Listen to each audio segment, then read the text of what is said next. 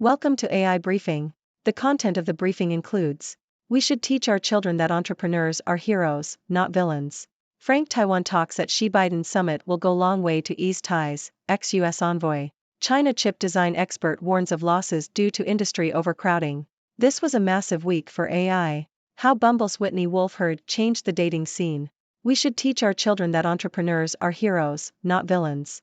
Telegraph. The media's portrayal of business leaders as villains shapes public opinion and creates a negative perception of business, writes Matthew Elliott, president of the Jobs Foundation. Elliott argues that businesses are a force for good, providing quality products and services, creating jobs and contributing to the economy. He believes that public attitudes towards business are influenced by educational, cultural and political institutions and calls for a change in the narrative to recognize the positive impact of business on society. Elliott cites examples of innovative businesses and urges the cultivation of a pro-business environment. Frank Taiwan talks at Xi-Biden summit will go long way to ease ties, ex-US envoy. South China Morning Post. Former U.S. Ambassador to China Max Baucus has said that candid exchanges on Taiwan could help to avoid miscalculations when the U.S. and Chinese heads of state meet on the APEC sidelines this week. Baucus said that Chinese President Xi Jinping is expected to be very firm on the Taiwan issue when he meets U.S. counterpart Joe Biden in San Francisco on Wednesday. Baucus added that the summit would be helpful for the U.S. to better understand China's positions on different matters of contention. China chip design expert warns of losses due to industry overcrowding. South China Morning Post. China's chip design industry is expected to face significant losses this year due to intense competition and a rush into the sector driven by Beijing's push for greater self-sufficiency, according to Wei Xiaojun, president of Integrated Circuit (IC) Design at the China Semiconductor Industry Association. While China's IC design sector achieved 8% growth, many chip design firms are not in good shape. Wei warned that efforts to achieve greater self-sufficiency should be cautious to avoid domestic replacements of foreign products being considered low-end. He also highlighted challenges in achieving breakthroughs in high-end chips, particularly due to tightened U.S. export restrictions on semiconductor equipment and advanced AI chips. This was a massive week for AI. CNN. OpenAI unveiled the latest version of the technology that powers its viral ChatGPT chatbot. The company also announced that developers will be able to create custom versions of ChatGPT, called GPTs, which can be used in various applications such as emails and e-commerce orders. OpenAI is also launching a GPT store, where GPTs will be listed and ranked. OpenAI CEO Sam Altman demonstrated how easy it is to create a GPT without any coding experience. The company also introduced GPT-4 Turbo, the latest version of the technology that powers ChatGPT, which can now support input equal to about 300 pages of a standard book. OpenAI said it now has 2 million developers using its platform and 90% of Fortune 500 companies use its tools internally. Meanwhile, Humane, a startup founded by former Apple employees, introduced its first AI wearable device called the AI Pin. The small device attaches to clothing and projects information onto a user's hands, offering the ability to answer phone calls and perform tasks without holding a smartphone. The AI Pin also features various AI-powered tools, such as search, messaging and email management. The device runs on a Snapdragon processor and has a Qualcomm AI engine. How Bumble's Whitney Wolf Herd changed the dating scene. BBC. Whitney Wolf Herd has stepped down as CEO of Bumble, the online dating app she founded in 2014. Bumble was designed to empower women in the dating scene by requiring them to make the first move. The company went public in February 2021, making Wolf Herd the world's youngest female self-made billionaire. However, Bumble's share price dropped significantly after its IPO, and Wolf Herd's fortune has been affected. Lydian Jones, the former CEO of Slack, will take over as Bumble's new CEO, while Wolf Herd will remain as executive chair. Wolf Herd said that she launched Bumble in response to the outdated dynamics she saw in the dating and romance industry. The app's focus on female empowerment and its commitment to women's safety have helped it gain a large user base. Going forward, Bumble plans to use AI to facilitate better interactions on the app and to help users have healthy and productive conversations. Coaching improves communication, drives transformation, says Coach-A CEO. Nikkei Asia. The demand for coaching services is growing among corporate executives in Japan, according to Yoshiyuki Suzuki, CEO of Japanese coaching company Coach-A. Suzuki said that coaching promotes dialogue within organizations, leading to transformation and new perspectives. The coaching market is already popular in the US, where it is worth $15.2 billion, and is also growing in Japan. Coach A has introduced AI-based coaching services, which offer a lower-cost alternative to human coaches. However, Suzuki believes that human coaches can offer higher value-added services, and therefore are unlikely to be replaced by AI. Tech pioneer taps marine routes with millions for veterans' causes. Bloomberg. Bob Parsons, the founder of web hosting company GoDaddy, has pledged to donate $1 million every 2 weeks to veterans' causes. Parsons, who is worth over $3 billion, distributes the funds through the Bob and Renee Parsons Foundation, which he runs with his wife. The money goes to organizations working on homelessness, medical care, LGBTQ youth, education, and the needs of wounded veterans and military families.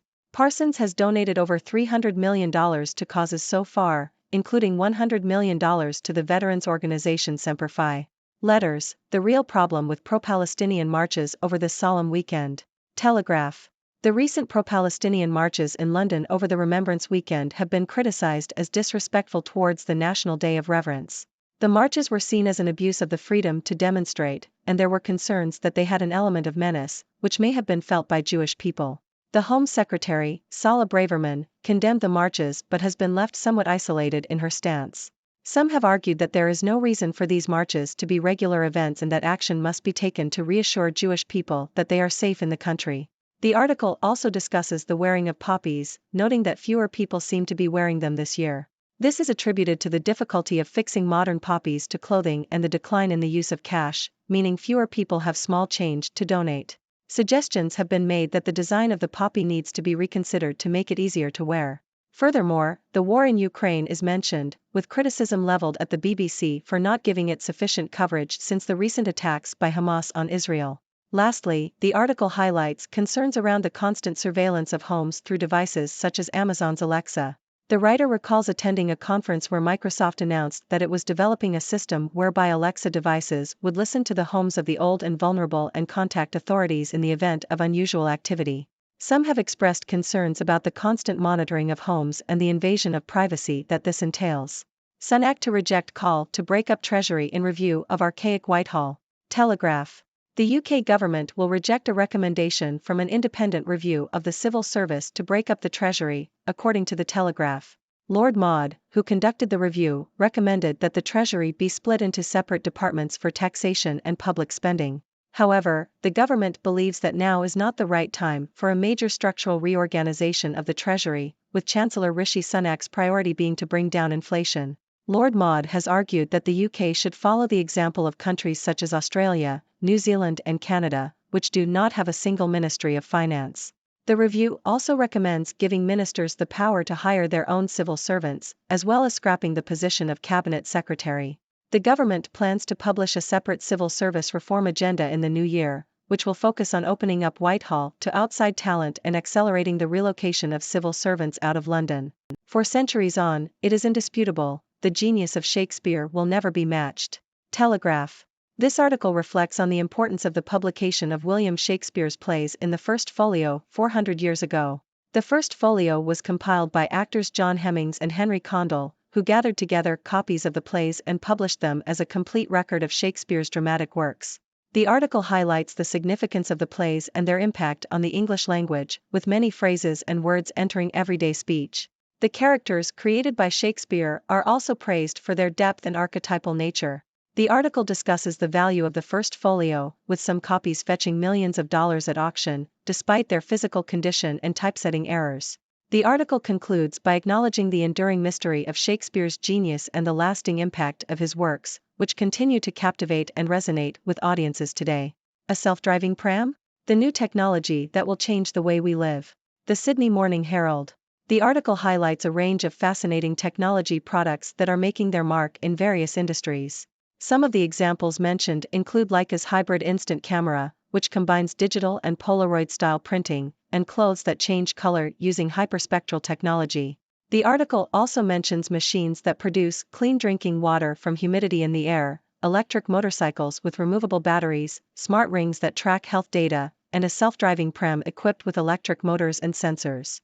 Another notable product mentioned is the Babelfish-inspired earbuds that claim to provide two-way simultaneous translations in multiple languages.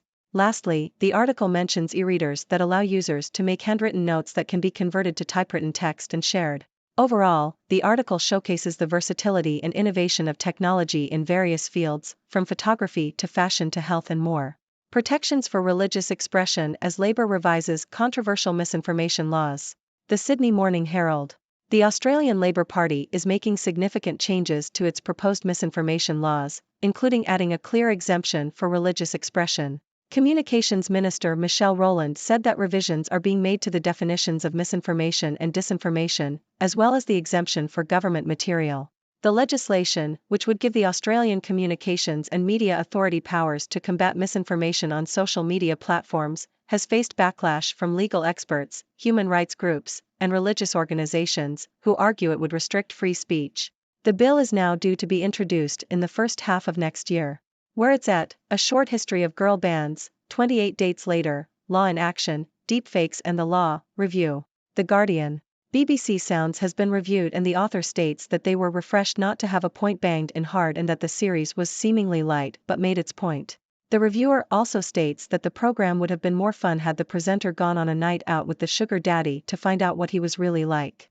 The Law in Action program was deemed odd by the writer and states that it was a letdown due to some odd production decisions. Leading novelists on how AI could rewrite the future. The Guardian. The Guardian asked a group of authors to share their thoughts on the rise of AI in creative writing and what it means for the future of literature. Many of the authors expressed concerns about the potential impact of AI on human creativity. Some worried that AI could replace human writers, while others questioned the authenticity and originality of AI-generated works. There were also concerns about the concentration of power in AI development, with men predominantly shaping the industry. However, some authors saw potential benefits in collaborating with AI and believed that humans would continue to bring unique perspectives and experiences to the creative process.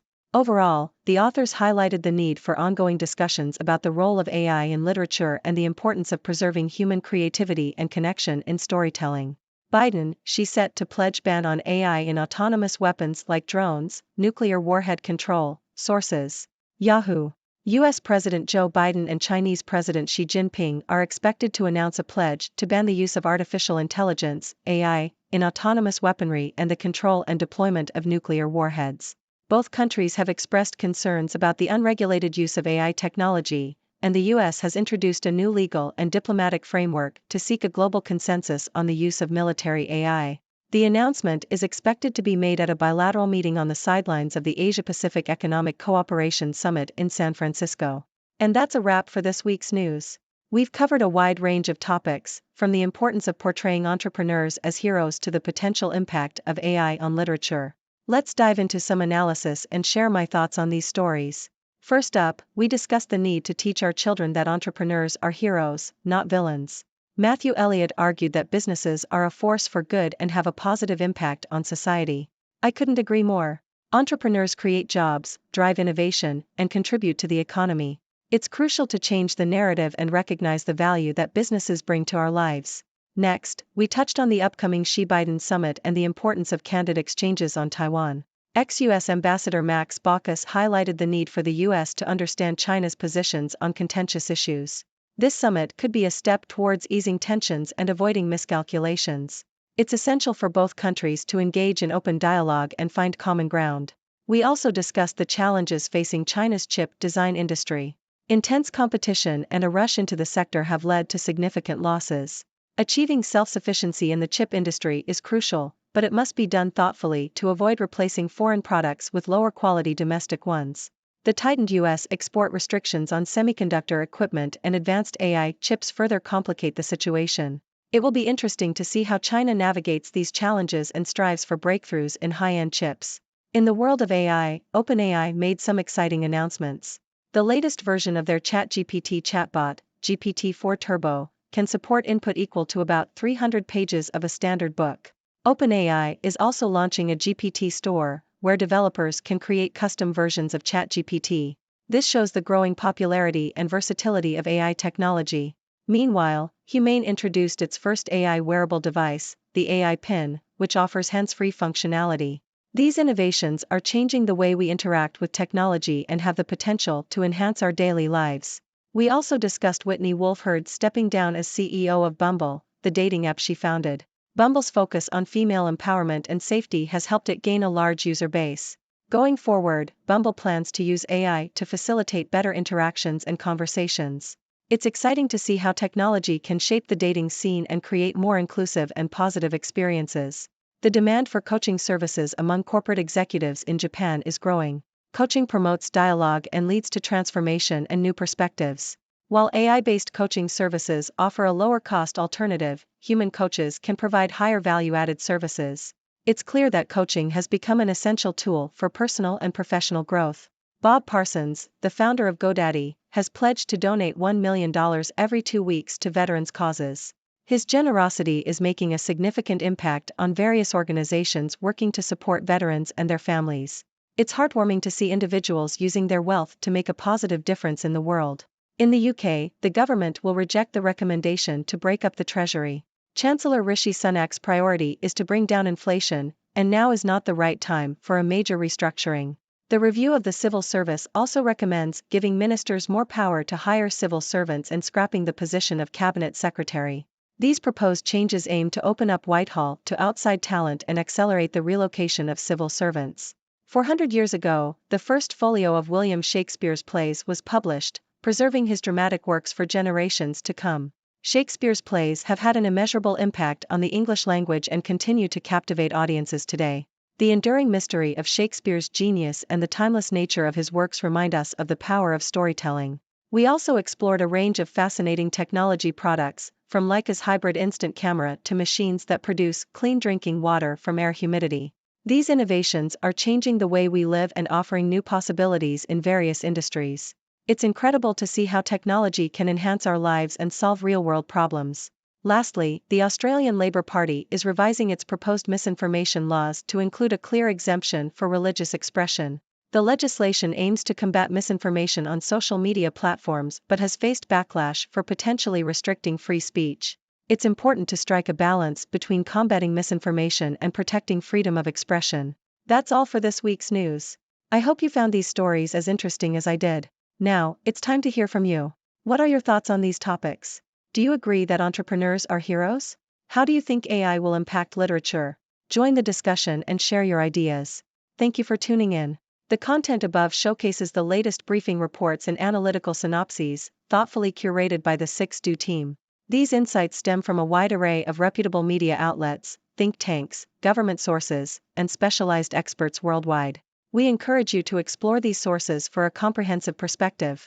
Keep in mind that while the content may not always align with the official standpoint of 6Do Brief, it's not meant to be taken as absolute directives for decision-making. Comprising seasoned media professionals, learned scholars, and accomplished scientists, the 6Do team embodies a trailblazing, fully independent media entity. To customize 6Do Brief to meet your professional needs, you have the option to subscribe to a diverse array of briefings on our website, 6dobrief.com. Regardless of your location, you can conveniently receive 6Do Brief via email.